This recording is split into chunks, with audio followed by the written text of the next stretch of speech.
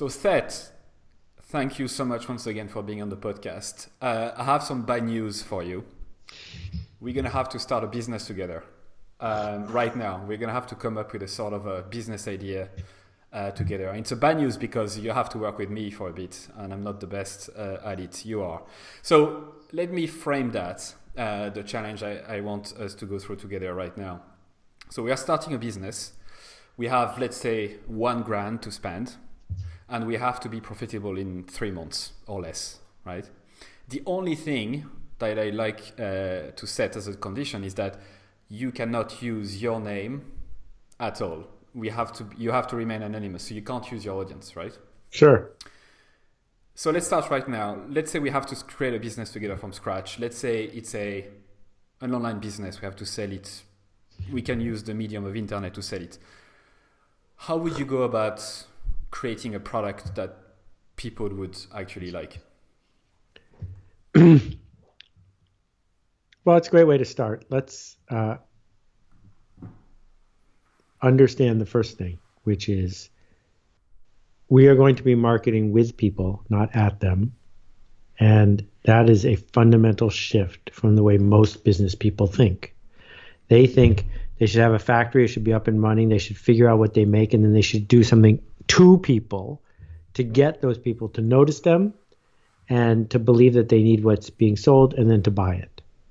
And that method made a lot of sense for 100 years because you could pay money for media and for that money you got people's attention. That was the deal. But what we have to do is begin with the following. We must begin with something that is so on point for the people who we seek to serve that they, once they become aware of it, cannot imagine engaging without it. So that means we can't pick a giant problem because there's no giant problem that can be solved for $1,000. Those have all been taken. We have to think of not the biggest possible market, but the smallest possible market.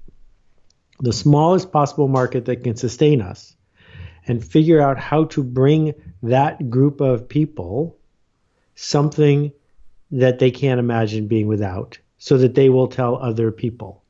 So the internet is a symptom of this. It's a sidelight of this. It's not an internet company. It's the internet that's being used to spread the word about what we did. So that's how I would begin. Smallest possible audience in a generous way where no one thinks we're interrupting them because they can't believe we have what they need. Okay. So let's get a little bit specific. Do you have anything in the top of your mind, a challenge that you encountered recently or a problem that you've seen recently that you think is worth solving for a particular small audience? Well, so if I have 90 days, I'm just making this up as we go here. Yep. What happens if I create a PDF document that is the 150 best Airbnb places to stay in Paris? Okay. It's going to take me, you're going to do this work actually, it's going to take you a week of real effort to visit places, take pictures, do an analysis, explain which are the smallest, which one. And in this 40-page document, you're going to be able to deliver to people real value about where they should stay when they're in Paris. And we're going to give it away. And we're going to give it away. We're going to make it a Medium post, and we're going to put it in other places so that anybody who searches for where should I stay in Paris is more than not likely to discover it. And even better, when people do discover it, they're going to tell other people they know because it's so beautifully done that this is something that they need. Okay. Over the course of the next month, we're going to focus obsessively about earning trust. We want to earn trust with the people who are seeking a place to stay, and we want to earn trust with people who are hoping that people will stay with them. And so we're creating a two-sided equation here where the word gets out that we're the person to ask about where to stay in Paris. We give great free advice, and the word gets out among people who are looking to rent their garage or villa or whatever, that this is someone who can find you the customers that you need. So we're going to spend a whole nother 5 weeks doing that, engaging with 100 to 1,000 people a day, back and forth, for free online until we're the indispensable middleman. And once that occurs, we'll make more than $1,000, maybe even $1,000 a day, because people on either side will come to us and say, I trust you. You've never steered me wrong. Can I give you some money to do X? Take me on a tour. Get me into a place I can't get into. Or come visit my villa and write a review of it honestly so that other people will see it. That middleman position is not currently filled in Paris. It could be filled by someone who has less than $1,000. And 90 days from now, we have an asset, which is people who trust us on both sides. And we will be able to turn that asset into cash flow over time by serving the people we seek to serve. So let me break that down. First of all, the first task would be to actually create sort of a PDF. So free content that is actually really valuable and something niche enough for people to be interested in. I'd like to get deeper than what you just said. Not only we should help people to find a great Airbnb in Paris, but I think we should help Americans to find a great Airbnb place in Paris, right? Right, because I'm an American. I think everyone is an American. Yeah. Yes. And I know you said Paris because you think I'm French, and actually I'm French, which is a great guess from you. No, but only messing to start, to go back to it. I think if we pick the tiniest audience, the one that we are the most uncomfortable with, like we almost fear it's too small, I think it's a great start. So for Americans that might have specific needs, right? Or even we can dig deeper. Are we talking about people from California specifically, right? Exactly. So those people might have needs such as high-speed internet. They want to see monuments from the balcony. They want to discover some food that they've seen in San Francisco, but they actually are the real deal in Paris. Maybe I'm just making that up as well. But by niching down that much, we're able to exactly understand their problems. We create this big list that you make me do, and you pay me to do that, which is great. And so we have that, we publish that. Because you're anonymous, we can't use your name. How would we go about promoting it, this first piece of content? So I wrote a blog post a bunch of years ago called First 10, and it's still one of my most important posts. And what I say is, everyone knows 10 people. And if you don't know 10 people, you have to start over.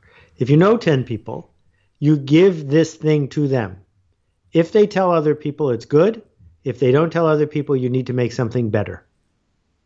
And so you don't have to put my name on it, and we only need 10 people. We only need 10 people in this hyper-targeted market. And I'm not sure I'd pick California. Maybe I'd say people with kids between 3 and 7 years old, right? Because they know lots of other people who have kids between 3 and 7 years old.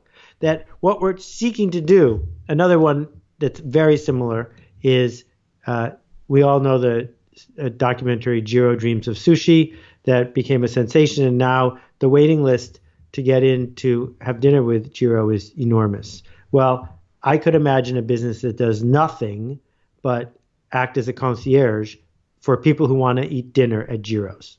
That's the entire business. That's super targeted. But the fact is, if you know one person who knows Ed Levine at Serious Eats, Ed Levine will write about what you just did because it's so hyper-targeted and aligns with his audience of people. So I picked something that I thought we could do in 90 days, but you know what? It might take 200 days, and that's okay because you can do a bunch of them. My point is, the marketers that are disliked by humans are disliked because they have non-remarkable products that cause them to act like selfish jerks. So if you begin by asserting that you need something that is remarkable to a unique group of people, you're 80% of the way there. Right. So we create this very good content. I might have to update it a few times until I know that those 10 people I shared it to actually really love it so much that they are willing to share it for free. So those are the first two steps. And then how do we get into this middleman position where people will start to ask us for advice? Well, so what happens is what we want in a low trust world is someone to trust. And our problem is not piracy. Our problem is obscurity. And the record industry spent way too long fighting piracy. Piracy is awareness. Piracy leads to attention. Attention leads to trust. So if over time you are able to become trusted, then people who want something extra will reach out to you. And they will reach out to you because my pseudonym, right, Jacques Godin, is right there at the bottom with my email address, and I answer all my email. And most of the time, if I can engage with someone for 3 minutes, it's free. But if you want me to get on a plane, or you want me to cross the street, or you want me to do something special for you, then let's agree to charge for it because it's worth it. All right, so I'm going to call you Jacques for the next few minutes, if that's okay.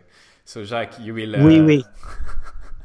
You will... So what you expect from this piece of content is that it's so valuable, it's so insightful, it's so targeted, it's so good that people will tend to want to contact you to ask you more questions, to dig into the problems a little bit more. Correct.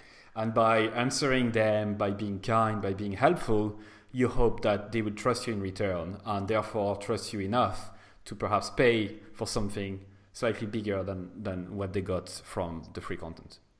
Yeah, and I just so we can get out of the consumer mindset, I was looking at learning management software the other day. This is like Blackboard, but the next generation that you can run a course on. Turns out there's 40 products in the space, and it's really complicated. If I had a week, I could write a special report about the advantages of each one. If I wrote a report on the advantages of each one with no help from Seth Godin, I, Jacques Godin, would easily be the number one SEO match for which LMS software should I buy. And once you're in that position, again, the number of companies where it's not their money who would call you up and say, look, my boss wants me to buy one of these. I don't know which one. How much is your consulting fee? Well, I actually charge $1,000 an hour. So that means that after 1 hour's worth of work, I broke even, which is what you said my job was. You might not be able to charge 1,000 an hour if you're just Jacques Godin, people don't know you. No, they do know me. They trust me because I wrote the definitive 40 pieces of software with I'm just giving people an abundance of confidence by creating an abundance of value, and all I'm asking in return is to be trusted. Fantastic. Okay, so to summarize, we create a very good piece of content. So good that in return, people start to trust us, contact us. We start to charge for problems that are adjacent to the problem we solve. And should we invest in ads? Let's say we need to scale this business. Let's say that a few people have contacted us, we made some money. What would you do next? Where would you invest the money? I would invest the money in using the process again and again and again. It would be a really long time before I started running ads. Because the fact is, the pie is this big, and I've touched this many people. So when I go to an advertiser, it's to reach this many people. I don't need to do that yet. What I need to do is give the people who trust me a really good reason to tell their friends. So if you think about how you heard about Facebook or Twitter, you didn't hear about it from advertising. You heard about it from people who benefited if you started using it too, right? So that if you can start creating cycles where it's in their interest, not because you're bribing them, but in their interest to tell other people, they will. So here's an example. So when I published this book, I put it in a milk carton. And only 5,000 people got it at the beginning. And I made no money, zero. I broke even. But if you got this and you read it, you decided that your job would be better if other people you worked with understood what the hell you were talking about. And so people put this on their desk. Because if it's on your desk, someone comes in and says, what's that? And you have a conversation about it. So that's got it. If you didn't say you wanted scale when you gave me the assignment, but if you want scale, you got to pick a solution that works better if my friends are doing it too. And one of my favorite examples is Alcoholics Anonymous. They're not anonymous. In fact, the first rule of Alcoholics Anonymous is tell other people about AA. Because AA will work better if your friends aren't drunks, but if instead they're like you in recovery. That will make it better for you. And so that's how it spread to millions and millions of people. Well, fantastic. I think that's a great start for the episode. It's going to give a lot of people some ideas on where to start. Just to mention to the listeners who are not necessarily watching the video, you mentioned your book, The Purple Cow. Oh, I forgot all about the fact that we were only on audio. Yes, my book, Purple Cow, came in a milk carton. And I also want to say, since we're shifting gears, that's the most innovative, energizing way anyone has ever started a podcast with me. Good for you. Thanks. I'm definitely not going to edit that out. But let's go back a little bit to you. And I've listened to a lot of things from you. I've read your books, and I'm not going to repeat what a lot of people will be saying. I'm just curious about the type of kid you were. Were you very curious? Were you questioning your teachers to the point where you were annoying them? What type of kid were you? Before I answer the question, I have to put a disclaimer here, which is that question is often asked by people who aren't you as a way of letting themselves off the hook. Because if we are different than the person who has done that other stuff, then it's not our fault because we weren't born that way. So I've studied a lot of people who have done creative work and who are artistic and have made change happen. And the only thing we have in common is that we have nothing in common. So tall and short, rich and not rich, grew up with great parents, grew up with no parents, all across the spectrum. Jeff Bezos, loving family, took him in, but Jeff Bezos did not grow up in the same kind of nuclear household that I did, right? So which is it? Which one do you want? And I'm not in his league in many, many areas, but I'm just using that as an example of someone I've talked to. The point is, I was super obnoxious as a high school student. Teachers rolled their eyes when they saw me. My high school teacher wrote in my yearbook that I was never going to amount to anything, and on and on and on. But I don't think that is a requirement to be somebody who learns to look at the world differently. I just think it happened to be true in my case. Fair enough. I wasn't asking that to know whether people like you are more likely to succeed. I'm genuinely interested in the past, because that's usually the best prediction of the future and how people are. So let's go back to marketing a little bit more, because that's what I want to spend the most time speaking about. You touched on it at the start, but why do you think marketers have such a bad reputation in general?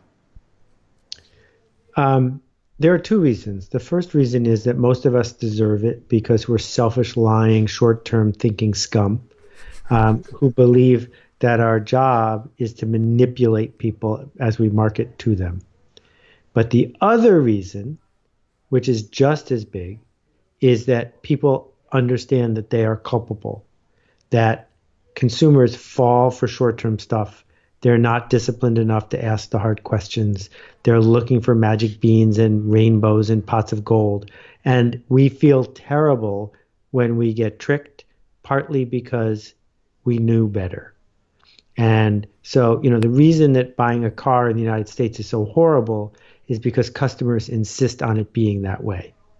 And if instead customers just paid the price the way we do with bread, that's the way cars would be sold. Car dealers do it the way they do it because even though we pretend we hate it, we do it with them because we want to feel like we could beat the system. That's a human failing, and we get punished for it all the time. So it's both. The marketers are bad and the consumers are bad together. So every single consumer, every single person would think that they are smarter than the system and try to play the system, right? Yeah. Or, we look at all the waterways clogged with bottled water trash. Well, we bought into bottled water hook, line, and sinker because we wanted to believe that it would make us thinner, cooler, faster, whatever. We wanted that feeling. We didn't need bottled water, right? There are countries in the world where they do, but not where I live. And so consumers are culpable. We look at all the trash and we go, we hate marketers who got us to buy into this trash economy. Yeah, but we bought into the trash economy. And so it's both. That's an interesting take. I usually think about that and in the topic of fast food, for example, or shitty food that you buy in supermarkets that are overly processed and fat and full of sugar. I talk to my friends about it sometimes. I'm like, I don't think it's the people's fault who buy the food that is cheap. I don't think it's them who are at fault. I think it's the big companies that have the big money behind them who are like trying to trick and lie and manipulate people into thinking that this is good food, it's 100% chicken or it's 100% whatever. So I'm torn with this. I think I don't think it's 50-50. I think it's big companies' fault first, right? Well, I didn't say it was 50-50. It's really hard to apportion blame. What I'm saying is the thing about responsibility is they don't give it, you take it. And when a culture says we're not going to stand for it, we have this wonderful process in most countries where the government ought to listen to us and make a rule, right? That the companies are incented by the fact that they're public.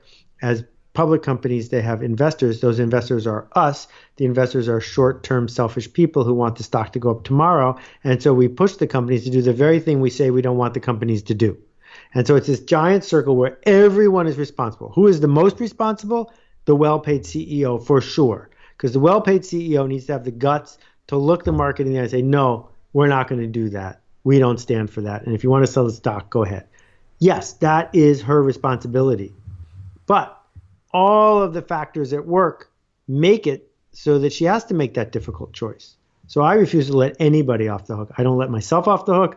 I think that the government is letting us down. The CEOs are letting us down. The shareholders are letting us down. And we are all of those. Let's get a little bit more detail about the bad marketing that we talked about. Is there any particular tactics or things that you see happening at the minute in digital marketing or marketing in general that you would consider to be plain wrong, like those so-called best practices that are plain wrong? Well, where does it start? It begins with the race to the bottom for attention. If you say my only job is to get eyeballs, and my job is to get eyeballs as cheap as possible, then you buy into algorithmic advertising. Then you buy into sneaking around tracking people's data. Then you buy into questionable content that you're busy paying for. Then you buy into the degradation of our culture as we rush to make everything dumber and make it more of a click. All of that starts with this misguided assumption that all attention is the same and that we don't need to be trusted. So that's part of it. And then the second part of it is we let ourselves off the hook by making ever crazier promises to people that we know we can't keep because our competition is making these promises. So we feel like we have to outpromise them. So that's where the flat belly diet comes from. That's where the idea of seducing people into going into debt comes from. Because we say, well, it's not me, it's my competition. Another race to the bottom. The reason I'm in this field is because at the same time, there's also a race to the top. And it turns out that if you go on the race to the top, you can win more reliably. It's just harder. So the race to the top is, how do I become the most trusted? How do I become the most distinctive? How do I become the most ethical? If you do those things, you win just as well. But it's not obvious how to get there. You need to think hard. So you mentioned there is not all the eyeballs are created equal. You shouldn't really chase any kind of clicks or all type of clicks. So how do we convince those marketers that genuinely believe 100% that attention is the only currency available out there? What would you say to them? Well, I need to talk to their boss, because the boss has said, we're going to make average stuff for average people. As soon as you commit to that, then the customer wants the cheapest one that they can find. And so now you're caught again in, how do I interrupt more people? How do I make it cheaper? How do I sell it cheaper? Once you buy into that cycle, everyone's acting rationally. My problem is buying into that cycle in the first place. So when you think about, Sam Walton said, the container ship is a miracle. How can I build $1 trillion company or $100 billion company? Well, that's sell average stuff at junkily made at the lowest price I can by eviscerating my communities and bringing it in from a low wage country, right? Well, the game theory there said that was in his interest because he couldn't build the other kind of company because that spot looked too hard to get to. But each community he showed up in, whether it was investors or customers, let him do it.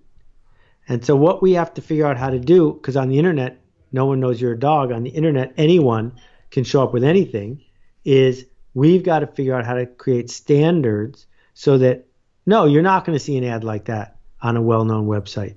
Or no, this store is not going to sell those items. Or no, I'm not going to do business with advertisers who play this way. And if we don't speak up that way or get our government to speak up that way, then we're just going to end up with crap. Here's a challenge for you. I'm just thinking about that now. It wasn't in the question I was planning to ask you, but there is an industry. I live in Ireland, but I know from living in France and in the US, it's the exact same. There is an industry that really annoys me. It's the telcos, so internet providers, phone providers, mobile internet, that kind of stuff. To me, that's the summary. If I had to choose one industry, they are the one that are really racing to the bottom. They are always competing on price. They are coming up with every single time the same features, right? Let's say we have a brilliant idea of starting our own internet company. We provide internet just like the others, but how would you make it remarkable? Well, so you asked the question exactly the wrong way. I don't know if you did that on purpose.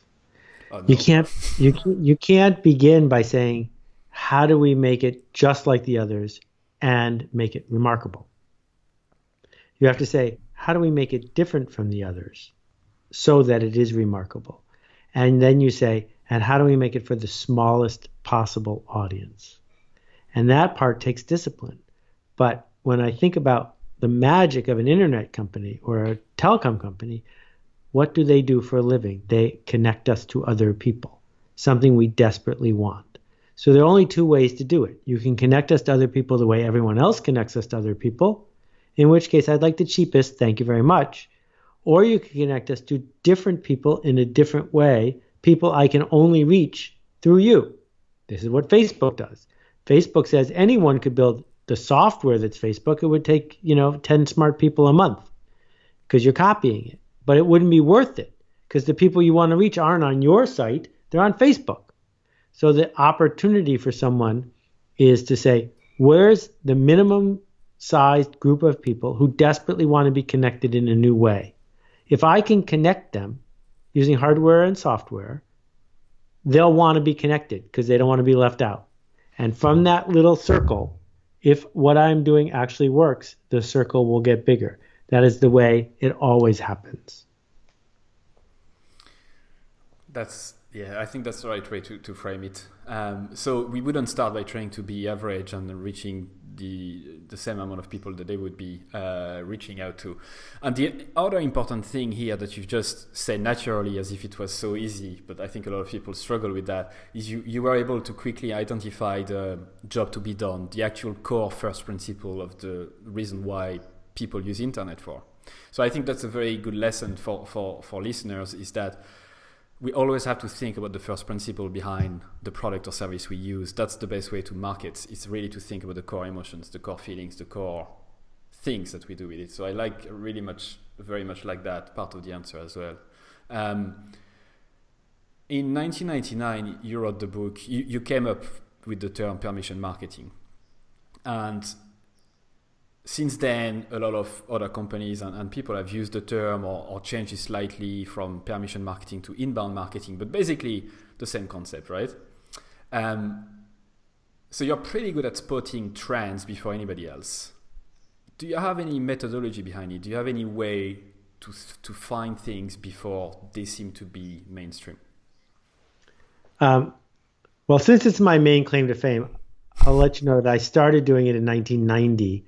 And I named it in 96. Okay. So it was thrilling and I was early. So one of the things I would say to people is you really don't need to invent any of these trends. You just have to be a little earlier than everyone else. And the way you can do that is by listening for the crazy people, because the crazy people are always going to talk about it before you will. So in the case of the internet, Kevin Kelly, a proud, crazy person like me, wrote a book in which he outlined all of it, the whole thing. And it's called, where is it? You can find it on kk.org. But he just wrote it. He was the founding editor of Wired. I think he wrote it after I did permission marketing, so probably 97. And if you read it, there it was, all laid out. And what people did was they looked at it and they said, I can't see it. And the reason they couldn't see it is they were reading it the way they would read Time magazine. Tell me something I already know. But the trick is to get yourself into a mindset where you can say, I'm reading this, tell me something I don't know. And when you come across something you don't know, you're going to have to change your mind. Because right now your mind is made up that you know what's important, that you know what's working. If someone says something new, you have to change your mind. And it begins with, oh, I didn't know that. That's important. I knew something. I didn't know something that was important, and now I do. Then you act as if, well, what would this mean? And what would this mean? And what would this mean? How do I take it all the way in one direction? And if it feels like there's something there, then you can start talking about it like a normal person, and maybe other people will want to hear you talk about it. And how would you identify crazy people? Well, I think what we're trying to do is live in the gray, in the zone between black and white, in the zone between wrong and right, proven and unproven, in the zone of possibility. That what we do is live in that zone, and so we're wrong a lot. That's why people think we're crazy. Wrong a lot. And if you realize that being wrong is really cheap if you do it right, then you can live there for a long time because it's cheap to be wrong. And people don't remember all the times I was wrong. They just remember the 6 times I was right. When was the last time you were wrong? Well, there's a reason I don't have any money in the stock market, because every time I put money in the stock market, I am wrong. But the biggest one that I talk about was when I was sure that the World Wide Web was a fraud and was never going to work. And that cost me a couple $2 billion. So that was an expensive time to be wrong. But I still got to keep playing the game. So your core advice here would be to try to identify people who seem to be wrong quite a lot. But at least I think if they are wrong, they are taking risk, right? Yep. And so I would say the core advice, I'm not trying to reword what you said. I'm just trying to simplify it so that I understand it as well. Sure, no, you're doing great. It's trying to find people who take risk quite a lot, who say stuff as they are, who try to, who write quite a lot, who probably, or record videos on YouTube quite a lot. So probably people who would produce a lot of content, right? As the term is being used quite a lot. So people who take a lot of risk in that aspect. Yeah. Well, let me just interrupt for a second. I don't think it has to be volume. So Eric Raymond wrote a book called The Cathedral and the Bazaar, and it described all crowdfunding, all crowdsourcing, Wikipedia, Linux, all of it. And this was 20 something years ago. I don't think he's ever written anything else. So it's not necessarily that it's a lot, it's that other people who are crazy are referring to it. That's sufficient. Okay, that makes a lot of sense. One thing that I've noticed, I'm a marketer myself, I know a lot of marketers, and there's one common challenge amongst marketers, and it's that very well, this challenge very well. People seem to be completely overwhelmed with all the options out there, all the channels, the tactics available. So there's growth hacking, there's Facebook and the bots coming, there's so many things I can think of right now that would really make me crazy if I had to think about it every day.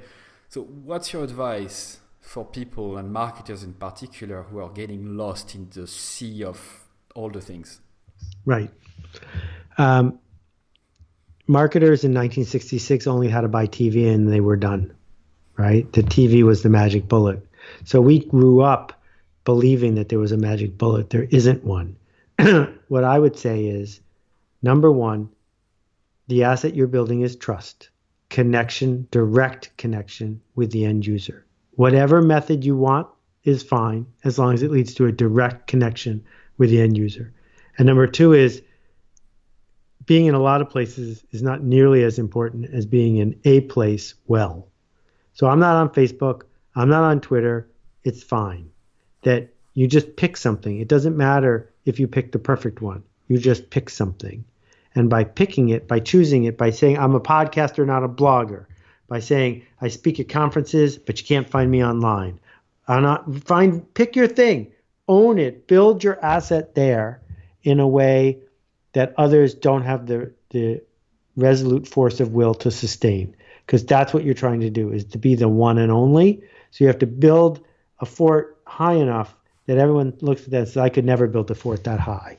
That's what you have to do, is over-invest in your channel so that the people you engage with feel like they can trust you. But I guess that goes back to one of your core advice from earlier on, whereby you choose a very hyper-local audience. I think if you go to a very specific niche, the channels or the tools you're going to use are going to be almost chosen for you, right? Because this particular tribe, this particular niche would probably only use Facebook way more than Twitter, or only use Pinterest way more than Facebook, and therefore it's kind of going to be obvious. So I think those two are connected, aren't they? That's right. You nailed it. Have you had any... No, let me rephrase that. What's the best buying experience you ever had, or let's say in the last year or 6 months, quite recently? So many that I'd like to talk about. All right. So Penguin Magic is a great little company that sells magic tricks to amateur magicians. Professional magicians don't buy magic tricks because they only need 10, and they just do the same 10 over and over again. But amateur magicians need a lot of tricks because we keep doing for the same people and they get tired of them, so we have to buy new ones. And it's a great site because what they do is they show you a video of the trick, but you can't find out how it's done unless you buy it. And the tricks cost 10, 20, 30 bucks. All right, so when you buy it, then they email you a video of them packing your exact item as it gets shipped to you. And in the box, when you get it, comes something you didn't ask for, which is a magazine filled, beautifully produced, with other tricks that teach you how to do this, that, or the other thing. And if you are a regular customer, you may discover that the CEO just sends you stuff in the mail with a personal note saying, I thought of you when I saw this trick. How much does it cost them to do all this extra stuff? Pennies. I mean, they charged me $10 for a trick that they just emailed me the answer. There wasn't even a gimmick, right? So the margins are great. No problem. So that's one example that I'll give you. The other example I'll give you... Let me cut you right there. Yeah. What's the trick that you bought? Oh, I'm not doing any magic for you right now. I'm not preparing. No, I don't... I don't expect you to trick me with anything, but genuinely, what's the trick that you got? I do a lot of mentalism, mind reading tricks. And the trick that I'm thinking of now involves, it's an ordinary deck of cards. I hand it to you. I don't touch it again. And I ask you to put the trick, to separate the cards without looking at them into black and red. So without turning them over, red, black, red, black, right? So you put 26 in each pile. You're guessing. I turn the piles over. All the black are in one pile. All the red are in the other pile.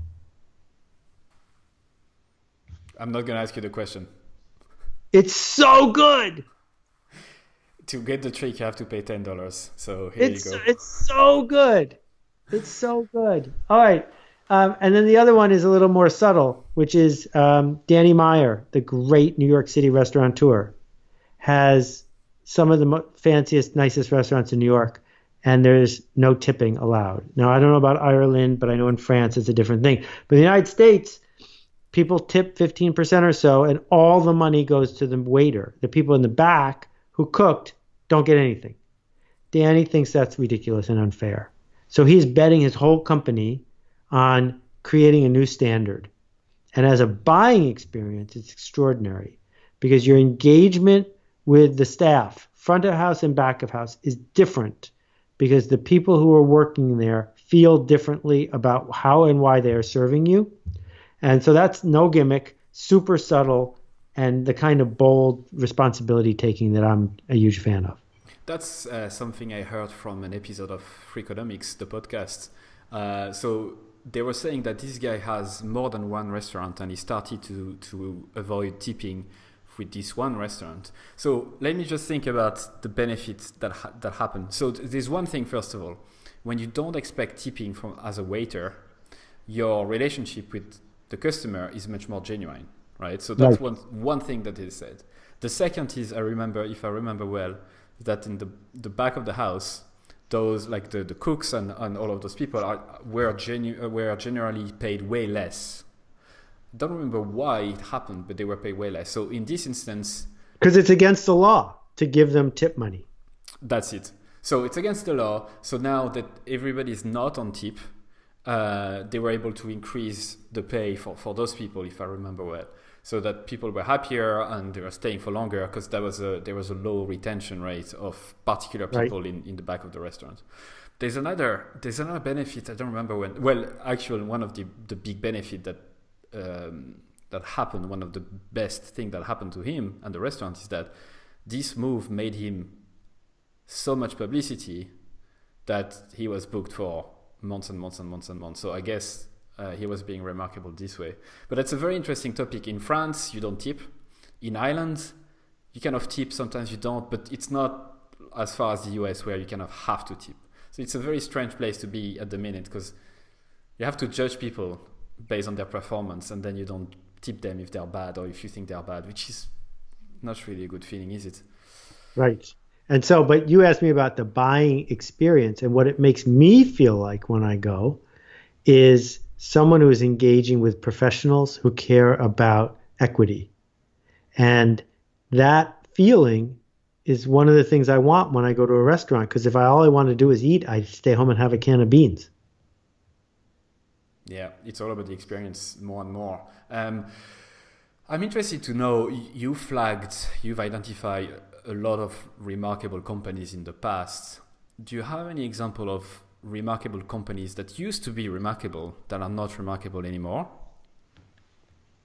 Well, almost every company I've ever mentioned is in that category. That's why I don't mention them as often, because it's a curse. What happens is competence is something that a lot of people like the feeling of. And as an organization gets bigger, the people they hire tend to be people who want to feel competent. That you join a 500-person company not because you want to be a egg-throwing pioneer, but because you want to do a, quote, good job, unquote. So what happens is when you get after 100 or 200 or 400 people and you're good at something, you want to stay good at it. Well, eventually you start defending your old win, even though the outside world has raised the bar, you're afraid to. Because in order to change, you must become incompetent again. Because change always creates incompetence on the way to a new kind of competence. And so we end up with this cycle. So we see, McDonald's was a super remarkable company in 1958. In 1958, if you were driving across the country, you only had two choices: eat lousy food that might make you sick or eat McDonald's. That was extraordinary. But then they went through a 40-year period of time when they were just defending something that they stood for. And over time, you can't keep growing. Over time, it peaks. And, it was interesting to watch my friends at Lululemon stumble last week because same-store sales were way down. And one reason they were down is the easiest thing to do if you're Lululemon is to sell what you sold yesterday. Because if you roll out something new and bold, it might not work. And so you don't. And so again, figuring out which areas you're willing to be incompetent at is the only way to grow. So how would you advise, let's say, a company that have quite a lot of employees where they're not really, it's not easy for them to be flexible that much, at least on paper. How would you advise them to become incompetent again? Well, we must begin with what's your asset. Is it your relationship with suppliers, your relationship with the stock market, your relationship with customers? Because you don't want your asset to get broken. But if you take part of that asset and put it into an experimental mode, that's how you can grow with advantage. So when I was at Yahoo, I sat down with the CEO and co-founder, and I said, Jerry, here's what I want to do. I want you to cut my salary by 80%, give me 2 employees, and let me go across the street. And we will build stuff that will siphon just 1% of Yahoo traffic and keep you from having to buy the next company for $10 billion. That we can be a skunkworks to build those things. So what assets would Yahoo put on the table? 1% of the daily traffic. Point it to mysterious new stuff, right? Let the core group do what the core group does. But what you can do is build a skunk works across the street. This is how Lockheed revolutionized the airplane. Tom Peters has written about this extensively. It takes guts to do that. And I was amazed at Jerry's answer because it was so honest. And what he said to me is, well, I'd love to do that. But if I did that, everyone else would want to do that job too. And so he was concerned that he'd have to say to his core group of 300 people, you have to do the boring work. I'm going to go let Seth do something that's fun. What he missed was most of those 300 people wanted to do the boring work because they had stock options. They were going up every day. They were competent. They were having a good time, and they were good at it. Most people don't want to give that up. But when you find someone who's willing to give that up and you give them a place where they can go explore, they will. So another example is John Patrick when he was at IBM. He invented IBM's entire internet consulting business by himself because the CEO let him have a year and a couple offices and 10 people and said, go, use IBM's name, but don't do anything stupid. He did things that might fail, but he didn't do things that would bring shame upon IBM. So your across the street description is actually on purpose. You wouldn't advise leaders to let a group of 10 people just working in the same office, just in another location, right? You would advise them to get away from the main. I think that's essential because here's the asset that's not helpful. The asset that's not helpful is all the people around the water cooler. The asset that's not helpful is your instinct to level off and sand off the edges. That's not what makes your company good. It's just a byproduct of the fact that your company is good. So you got to get away from that, and you get away from it by physically leaving the building. So as a leader, you need to identify people who are willing to take risks, who are genuinely outliers, people who like to take matters in their own hands, and usually you will have a lot more people who are willing to stay in their comfort zone and be comfortable there, and that's perfectly fun as well. Obviously, as a big company, you kind of have to keep running the show and make sure everything runs smoothly. So I really like that. I think that's a really good take on innovation. That's actual a good practical advice as well. I also have a lot of young graduates who ask me, I want to get into marketing. How should I do that? So I know that you mentioned before that people shouldn't have really CVs. They should have a reputation that precedes them, right? So if you link that with the companies, therefore companies shouldn't hire by CV. Right. How should they hire then? Two-part answer. The first part is the best way to learn marketing is to do marketing, not to be part of a marketing department. So the beauty of it is marketing doesn't cost money anymore. So go market a cause you believe in. Go market a company that doesn't exist. Go market a political thing. Just go and market. Don't ask anyone's permission. Just begin. And then from the company point of view, I don't hire people unless I've worked with them first. And it's so much easier to work with someone now. So that's what companies ought to do. Not say, oh, he's good at interviewing, therefore he should work here. They should say, oh, we worked with him on a project. He does exactly the kind of work we like. Let's get him in. And the ability to be in the world doing this work and being seen, right? Don't show me your resume, show me your work.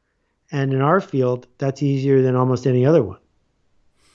That's, let's say somebody is lost or she's lost in the causes that she cares about or the things that she likes. How would you advise briefly somebody to pick something that she should work on for a while? By lost, you mean they're too caught up? They're just there's so much noise, they don't really know whether they need to work for a charity or, they... Yeah, so it doesn't matter. Make a spinner and spin the wheel. Do a thing. So my first jobs as a marketer were building a ski club in Buffalo, New York, and marketing it to high school students. Then for my dad, writing copy for his ski binding division of the company he worked for. Then starting a coffee shop and travel agency and ticket bureau in college. And then marketing computer games for 6-year-olds. They don't have anything in common, right? So begin. And that's the secret. that people who are marketers because they know the difference between things that might work and things that don't. And the only way to learn that is to do marketing. So just go and do it. What do you think marketers should learn today that will help them in the next 10 years, 20 years, 50 years? Humility and empathy. What are the top 3 resources that you would recommend marketers and digital marketers in particular to read or to discover or to digest? Well, I've written 18 books for you, so I would definitely start there. I would read some of the classics of marketing that are now being ignored. David Ogilvy, the book Scientific Advertising. I would read Steve Pressfield and the War of Art. I would definitely read The Art of Possibility by Ben and Roz Zander. These are books about humility and empathy, not books about algorithmic advertising. Seth, you've been absolutely amazing. Before I let you go, anything you'd like to add? Anything you'd like to say to the listeners? Well, I would just like to remind them that the thing you're doing right now is not easy. It's time consuming. It takes a long time. And I hope they appreciate it and you. So I'm glad you're doing this work. Thanks, Seth. It means a lot. Au revoir. Au revoir.